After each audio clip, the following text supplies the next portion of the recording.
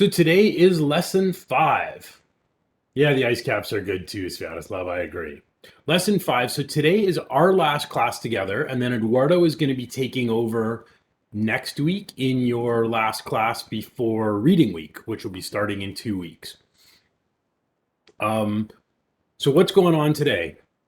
Last week we kind of did the hard part of setting up our model, setting up our database, and then using the Visual Studio tools to scaffold controllers and views. So today we're going to kind of do some of the fun stuff. Now that we have this working application, we want to start to customize it. We want to make it easier to use. We want to make it look better.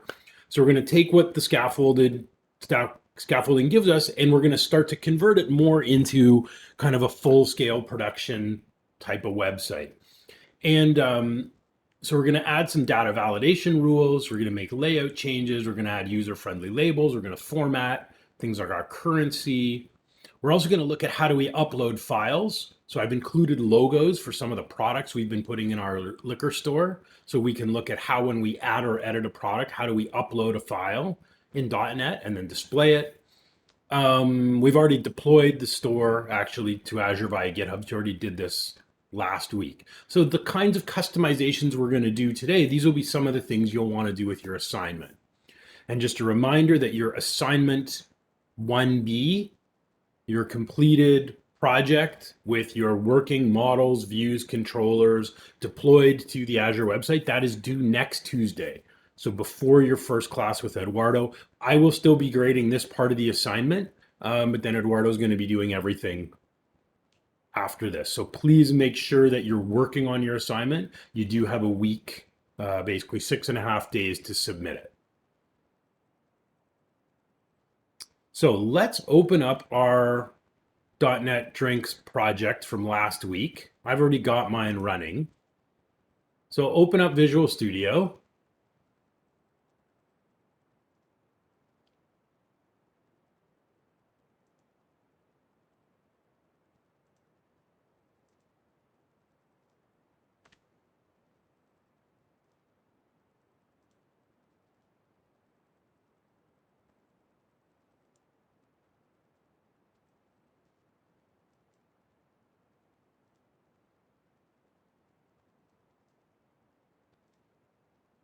So you can open up your .NET Drinks project, start it without debugging so that your site loads in the browser.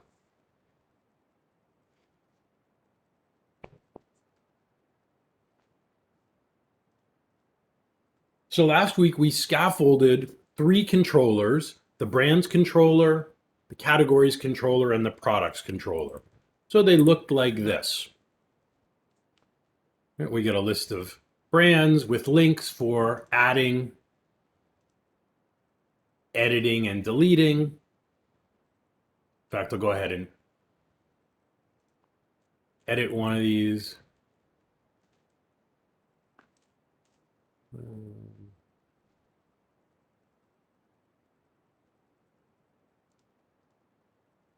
find the year here.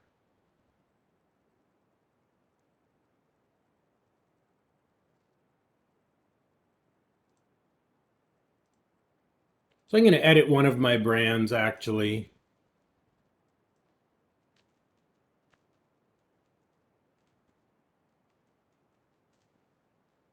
So all these pages, we didn't have to build them. We just created a controller with views, and Visual Studio gave us this working controller with all the methods we needed, along with a corresponding set of views that are all fully functional,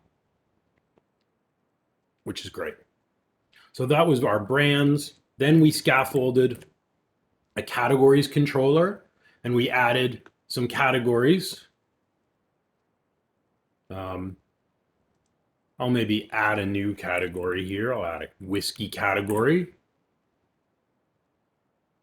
And then lastly, we scaffolded the products controller along with the create, edit, index, details, and delete views. So I want to start here. So let's look at what we've done, first of all, in the products section. So we have these functional pages, but let's start here on our products index. What changes do you think we should make here? Actually, yeah. What changes should we make to kind of polish up this page to improve it? It's functional. Okay, yep, Tanya. So that will be something we will do. We'll want to add the images. Yeah, Booger, good suggestion, right? Let's change that title. Yeah, our category, this is not very helpful, right? It's showing the ID. It's a good point, Connor. It should show the actual product type. Anything else? I can think of a couple of other little things we should do here to clean this up. We're going to do all the things you've suggested. Anything else we could do to improve this page? Okay, yeah, Adam, I'd like to do that, and I can think of a couple things. What did you have in mind, a little more specifically? So if I just said, so like if you go to like a normal shop, you tend to see like box tabs. I don't know if that's well within the skill set, but you like have a picture and all the information in just one box, and then it populates the list. Like right. that. Yeah, we could. Yep, we could do that. And you know what, Adam, that's a great suggestion. We're going to make a separate, this page is actually going to be for like the store administrators to manage the inventory. So we'll make a separate page. You'll do that with Eduardo. And yeah, we'll have it. So we'll have like kind of like a card layout for each box per product. Yeah, Jason, right. We might want some links at the top to manage the brands and categories. Yeah, so let's do a bunch of these things. Let's kind of clean this up. We can also do some work in terms of the layout and design of the whole site using some kind of pre-built tools. We can clean this up. Also, we've got the price here. What should we do here?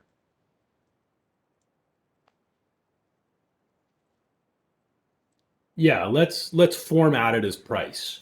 Okay, so let's go ahead and we're going to start on our product index, and we're going to make a bunch of these changes. So first, let's deal with this title, right? The title, it just says index up here and index here, which doesn't make a lot of sense. So let's change this to say products.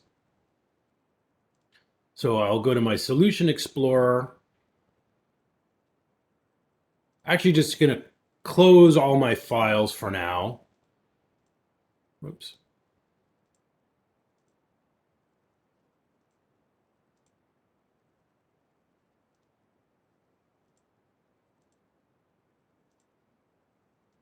So I can just close all tabs. So for now, we're interested in the views. So in views, I'm going to open up the product subfolder, and we're going to open up the index view. So here on line 4 and on line 8, we've got a title called index because it just matches the name of the view. So instead, we're going to change both of those titles to say products.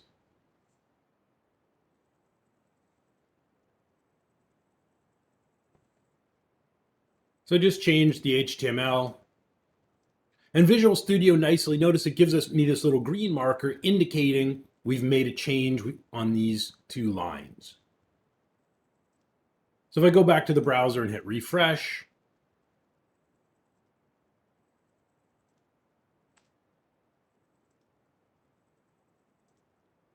right now my browser tab says products, and our page title also says products. Pretty simple. Okay, let's deal with the price. Now we could format the price directly in this view.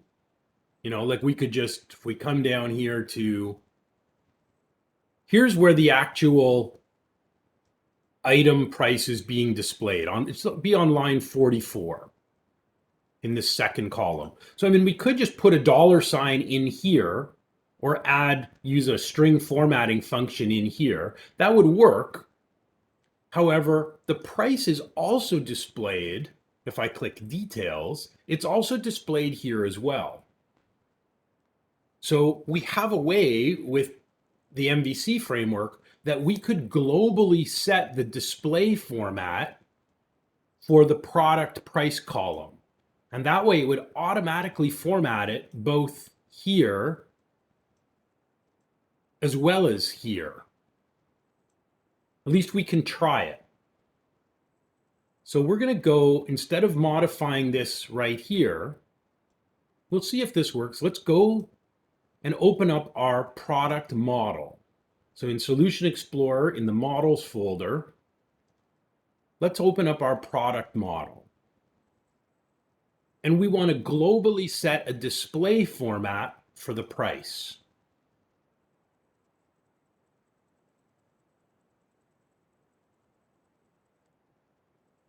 So above the price column, I'll put in square brackets. And we're going to set the data format string. So when it's rendered as a string, something needs to go before this. This is the display format. So say data format string equals, and then we're going to use this shorthand. It's Microsoft's format for currency. So 0 represents the value we want to format, and :C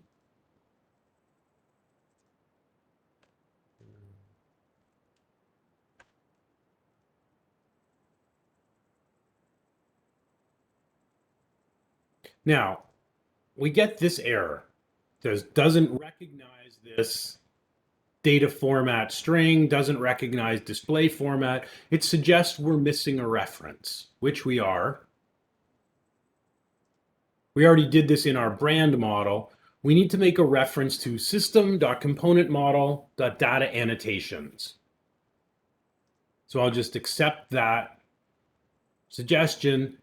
And now Visual Studio adds this reference on line 3. So I'm going to save that change. I'll put this display format attribute in the chat. So this goes above the price property in the product model.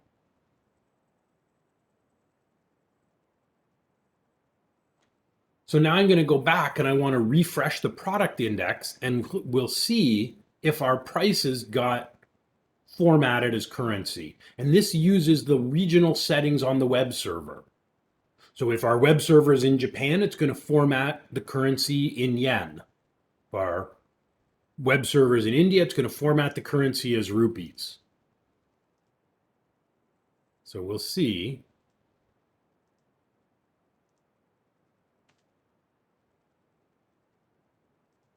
Not sure why my server's acting funny today. So now notice we automatically get a $sign on the index page. We haven't had to touch the view. And now if I click on details, notice it's also displayed as currency here. So wherever the product price is displayed, it automatically is going to use the server's regional currency settings, the regional settings, and the currency to display that in the proper format. So it's a little more efficient to set those formats in the models, right? If I go to delete a product, same thing. Again, it's already formatted as currency. So I could format this on all 3 views, but it's much more efficient to use the display format in the model. Now, if I go to edit, notice in this case, the display format, it gets omitted here because we're not just displaying the price, but it's inside of a form.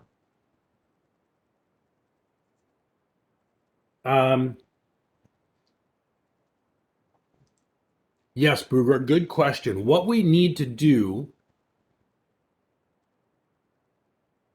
so yeah, you could change it manually.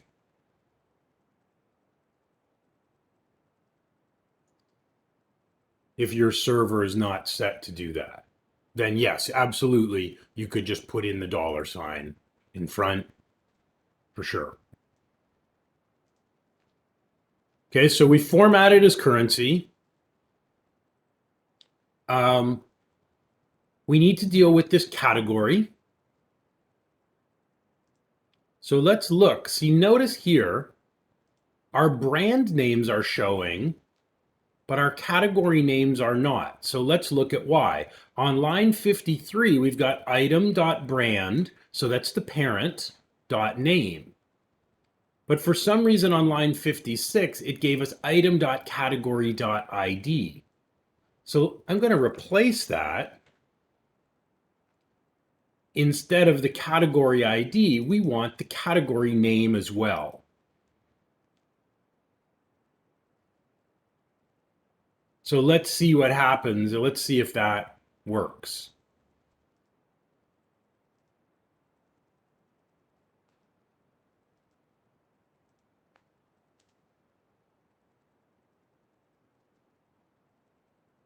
So the scaffold, it mostly worked, but for some reason, I'm not quite sure why, it didn't give us the name.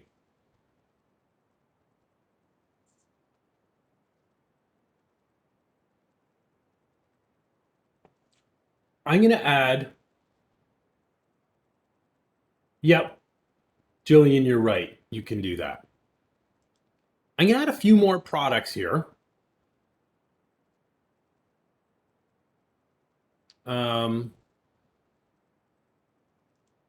Let's see. So what we got.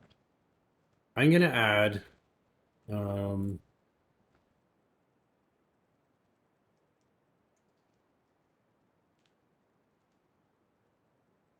just go to Wikipedia for a second. We want to add Canadian Club. Just a minute.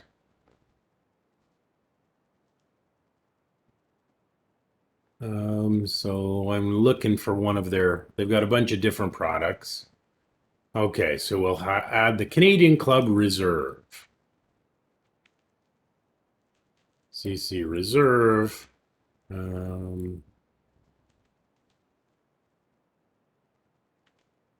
I'll leave the image. So the brand ID is Canadian Club.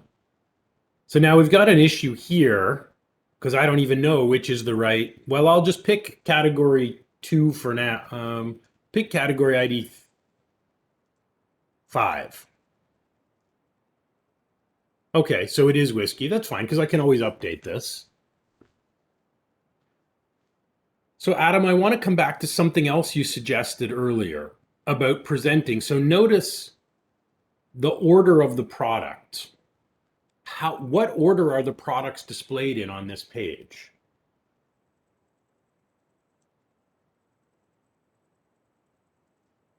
In the order that they were created. Right. So they're ordered by product ID, basically. Right. So Canadian is 1. You can see my status bar at the bottom left. 2 and 3. So as this list gets long, yeah, it's by their product ID. So what would be a better way of presenting this page? Making it easier to find a product. Yeah, I think alphabetical order. We want to default this page so this query actually returns the products in alphabetical order. So we've made a few changes in the view. We've made a change in the model. Now we want to make a change in the product controller. Thank you, Chris and Bugra, right? We want to change the query so this query, rather than just having sorting by the primary key, it sorts by product name as well. So this is typical. Some of the customizations we make in the view, some in the model, and in this case, we want to go to the products controller. So here's our index method. So it uses this query syntax called LINQ, Language Independent Network Query. And we can see there's a reference. This is a query language Microsoft developed sometime around maybe 2000, between 2005 and 2008. I think about 2008. Visual Studio 2008 and .NET 3, they came out with this. So here's the query that fetches all the products from it uses our products DB set in our application DB context. And then this is like a join, except we don't have to write an SQL join, right? We're including both the brand parent and the category as a parent. So this is how we can display the brand name and category name in this query. But there's no sorting on this query. So we want to add sorting. So the product list, instead of sorted by product ID, it's sorted by product name. So we're going to just chain on to the end of this query. I'll put in a dot.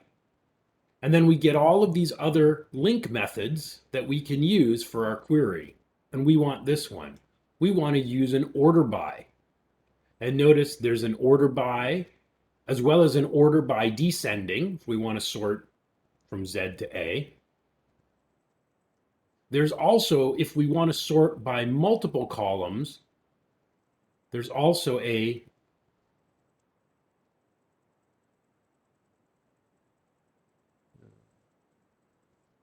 should be here. Okay, thing I was looking for isn't there. But it's okay. For now, we want order by. And then we're going to use this funky syntax, this lambda expression. So we're going to define an anonymous parameter, and then we're going to specify which column we want. So again, I'll use P as my anonymous parameter. So we want to sort by, and when I hit P dot, it brings up the different fields in the product model. So we want to order by P dot name. So I'm just going to append this on, this order by clause. I'm appending it on to the end of our query. So you can see on my screen, I've highlighted in blue the piece that we've added on to the end of this query.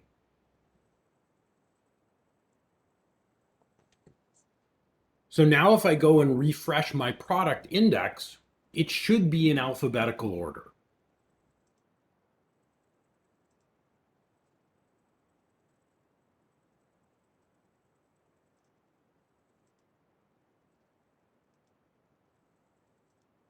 So now when it reloads, we get Canadian first, but then we get, which is ID 1, but then we get CC Reserve, which is ID 3.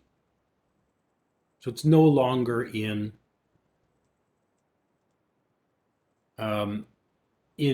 order by ID. So we can sort any of our queries. So the default, whenever we're scaffolding a controller, the data is always going to be sorted from lowest ID to highest ID.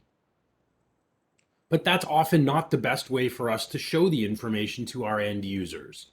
So we can use an order by or an order by descending in any of these queries in order so that they're sorted in a more meaningful way.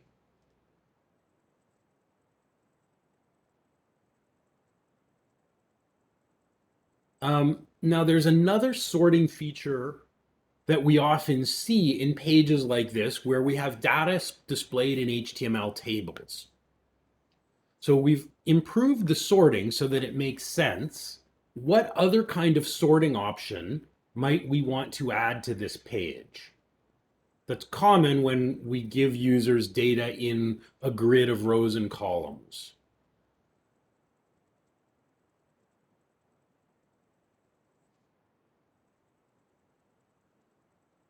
Okay, yeah, we could be able to see what do we have low stock of or what price. Yep. We could add a search, Jason. Yep. Okay. If we have time, we'll implement a search. I'm not sure that we'll have time. And how, if a user wants to sort on a different column, what kind of action do you usually take as an end user if you want to sort a grid by a particular column? What's kind of the convention on a website? Yeah, Adam, that's right. You click on a column name. So something like, here, let's go here. Right. Let's try it out. So something like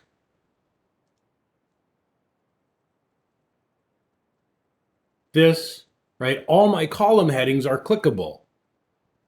So which team has won the most, has the best home record? I click, and there's a visual indicator. We're now sorting this way. And if I click the column again, it reverses. So we want to add a similar kind of feature so that our users can click on a column heading and have things resort. So there's a free JavaScript library that I've linked to on Blackboard that we're going to implement, we're going to use. For those of you who are in my PHP class, we used this before. It's really easy. So if you jump onto Blackboard and go into the week 5 folder, there's an item here, a link to sortable.js.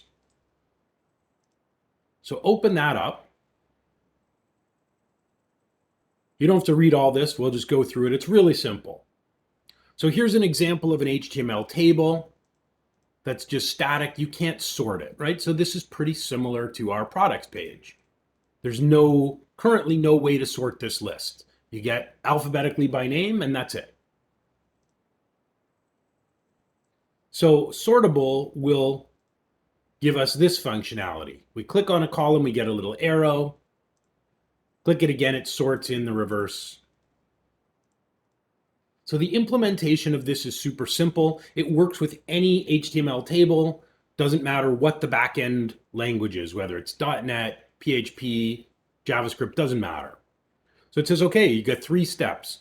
Download the library, include a link to it, and then add class equals sortable to any HTML table tag.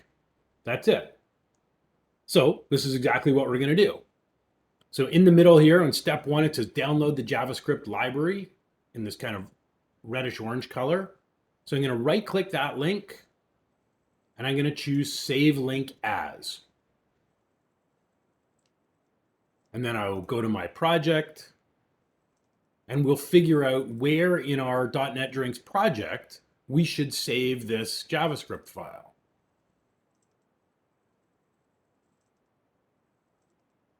So here's the project. So where should this JavaScript file, where does it belong? We've already got a bunch of client-side JavaScript files. Where in our project are they?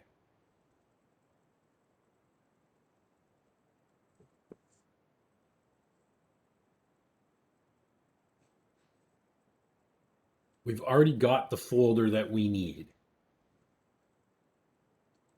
Okay, yeah, inside of www root, and then in here, which folder should we put it in? Yeah, let's put it in the JS folder. So let's save it to www root JS. Or yeah, Svatoslav, you could also put it in the lib folder because lib is for third-party libraries. So you could put it in either one, lib or JS. I'll put it in JS. So that's step 1, download the library. Step 2, include a link. And if we want this library to be available globally, we want to be able to sort any table in the project, where should we link? Where should we add this script link? In which file? Because we want it here, but we also want it like on our brands, on our categories index. Yeah, Adam, great suggestion. So if we go to our, so now in www root JS, we can see here it is. And notice it has 2 T's, sort table. We'll come back to that point in a minute. So then I'll go to shared. I'll open up my layout.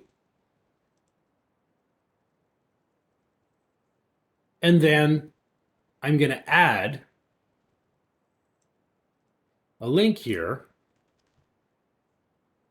I'll just go and grab wherever I'm going to copy the URL because I want to put this in my comment about where the script came from.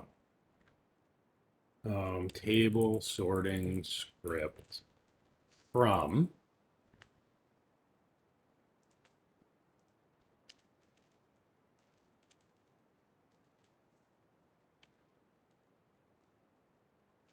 So it's going to be from our JS.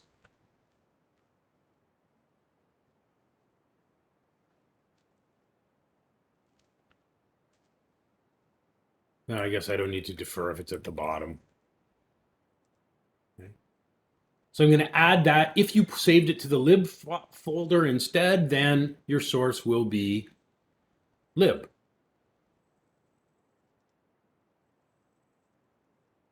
So make sure you include the link also so you know where you can go back and find this script.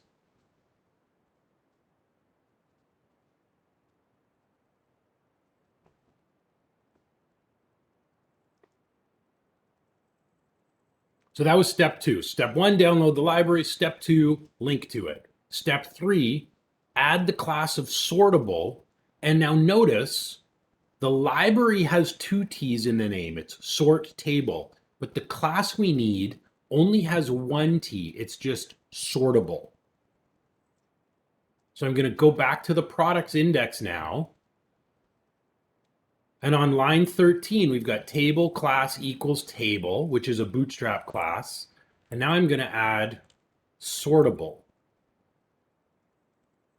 I'm going to add some other classes for formatting in here soon too. So this should make all our column headings clickable. So I'll refresh.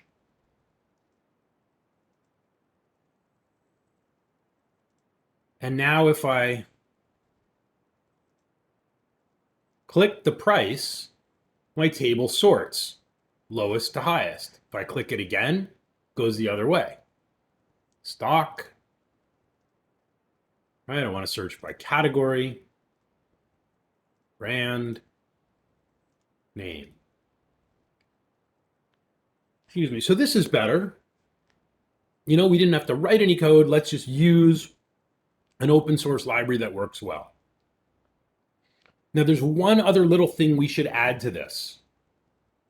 Yeah, Murillo, I agree. It is awesome. I've used this script in all my web courses. Works great. There's one other thing that I think is still missing from it, though. What's missing? It's functional, but in terms of usability, there's one little problem. That one thing the library doesn't do that we can do. Okay, Chris, that's true. Yes. Well, I guess the way to undo it is just go back to here. But look visually. What's the difference between this table? Right, the cursor. There's no indicator to the user. Booger, yeah, we'll get to the colors. There's no indicator that these are links, right? So the user, when they first come here, they don't actually know these are clickable. So I want to change these, make them all, maybe give them a class so that users know they're clickable. So there's a few different ways we can do it. What I'm going to try to do is just override the style of the th class and set the cursor type. That may not work, but if not, we can use a class. So I'm going to go to open up this site.css. We're going to make some more changes to this later with some colors as well. So open up under www root css site.css. And I'll set the th. I'm going to set the cursor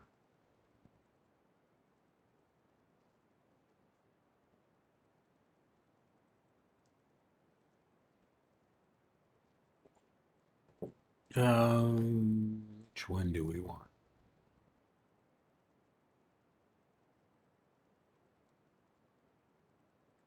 It's not the pointer.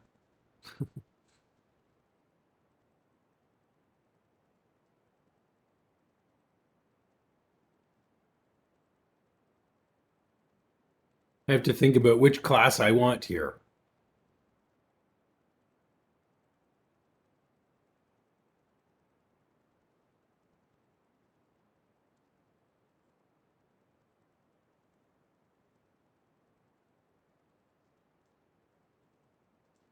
Bear with me for 1 second.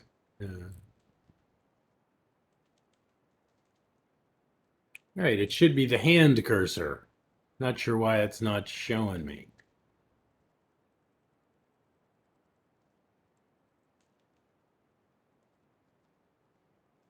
I'm not sure if that will work. Saying it is invalid. But we'll see.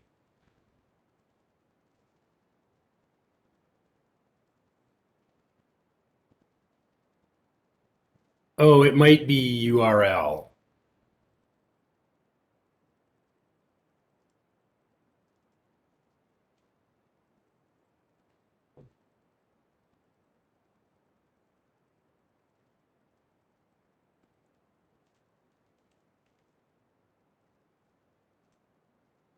Let's just see what that does.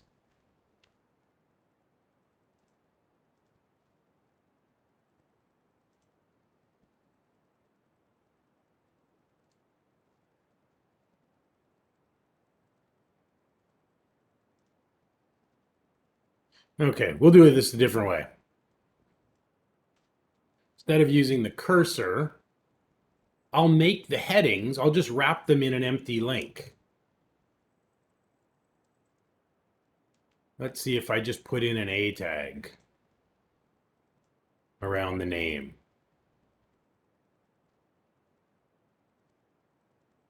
I probably need an href, a dummy href here as well, but we'll see.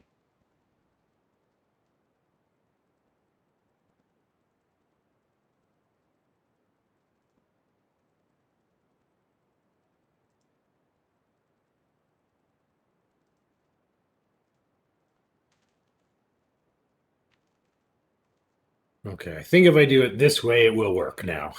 Just make it an href. It doesn't go anywhere. So if I just do href equals number sign, this should now look like a link I can click. There, that's better. So it's blue. I get the little rollover with the underline. So if I add those anchor tags, there's no point adding it to image, but if I add it to the other columns, to price, stock, brand, and category, then users will know, hey, I can click on any one of these to sort.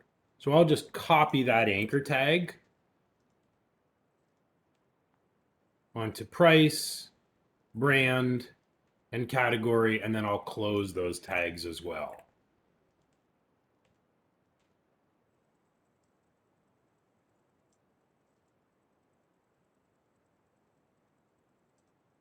So all my headings, except for image, there's no point really in making the image heading sortable. That doesn't really make any sense. We're not going to sort by images.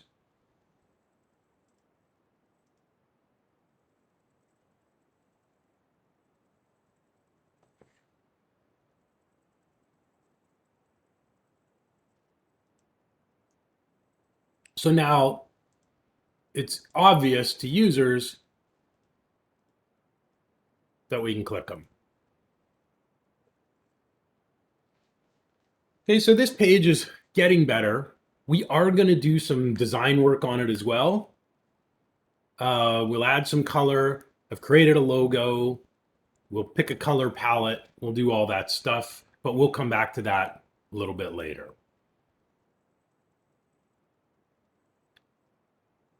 Couple of other things that we need to do. So this page basically is functional.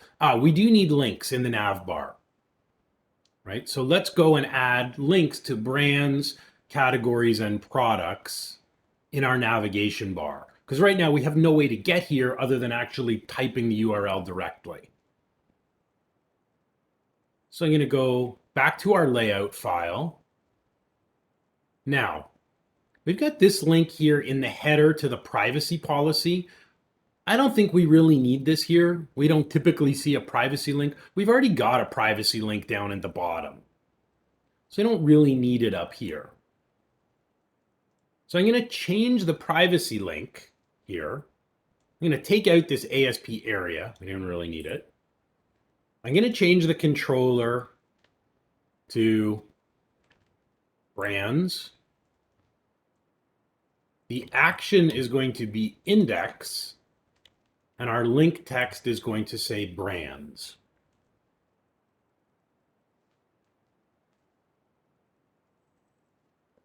In truth, we don't even really need the home link either, because we've already got a home link on the left where it has our page title that says .NET Drinks. You can see on line 14, it's already a link to the site homepage, right? If I click where it says .NET Drinks, it takes me to the homepage. If I click home, so this home link is kind of pointless. So I'm going to get rid of it. We'll just keep this, and later on, we're going to replace this with a logo. So I'm going to get rid of that link that says home. And then I'm just going to copy this one twice. So we want our second link to call categories.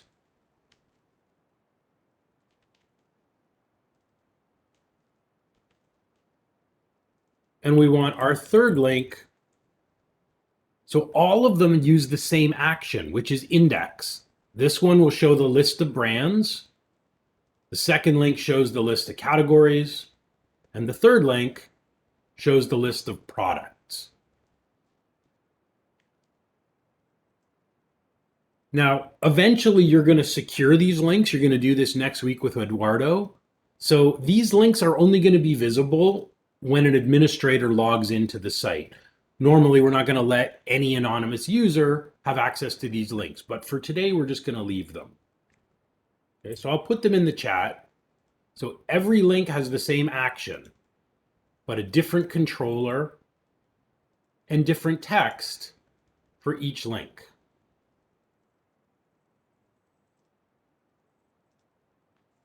So when we reload, our nav bar here should say brands, categories, products.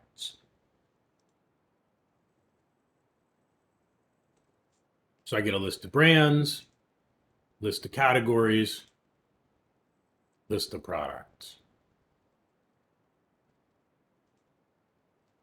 Actually, I'll just go back to brands for just a minute. Let's make a couple of changes here. What's wrong with the brands index? I would suggest there's 3 things we should do here. Yep. Again, the heading says index. Thanks, Jason. Yep. We'll want to order them again and add our sorting and year founded. And again, it says year founded here, but also everywhere our labels say year founded. So if we change this, we can add an alias in the model. So this label will always have a space in it everywhere. So let's open up the brands index. We'll make these changes quickly. I'll go to views and brands. We'll open up index. Our first change is just going to be like on our products index. Let's change the title on line 4 and the heading on line 8. So these will be brands.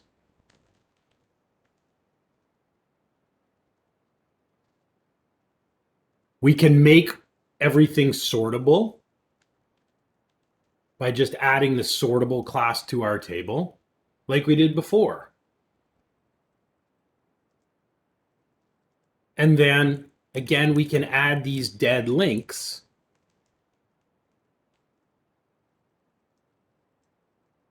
around both our column headings. So an href that just goes to a pound symbol.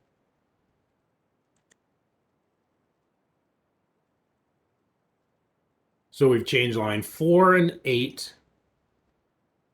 And again, added these kind of link wrappers so that the user is going to get an indicator, hey, I can click on that column heading and I can sort.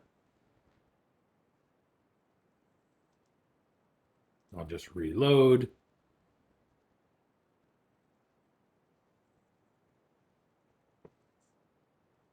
That's better. We could also change the default sorting order to make these alphabetical in the controller. We'll do that. And we'll modify the year founded. We're going to give it an alias. So wherever this is displayed, it's going to have a space between the two words. So I'm going to open up, go to models, and let's open up the brand model. And above our year founded property, I'm going to add a display property. And we'll say name equals year space founded. So this is just the same way you would give a column an alias in an SQL query. Right? If our column in the database was called year founded without a space, but in our query result, we wanted it to have a space, we could give it an alias. We would just say, select year founded as year space founded in square brackets. So by putting it here this way, this should replace all the instances where this property is displayed this way. It'll be displayed that way instead. So if I refresh, my title should now have a space in it when the page reloads, which it does. And because this is defined in our model, all of the other views, this alias is going to be effective everywhere. When I go to create, I get a space, edit, click details, right? The space is here in all of them, all these places. I'm not going to bother adding the order by to the query for now. It's going to be the exact same as what we did in the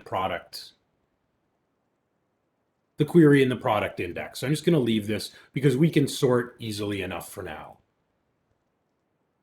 So I'll just leave that as it is.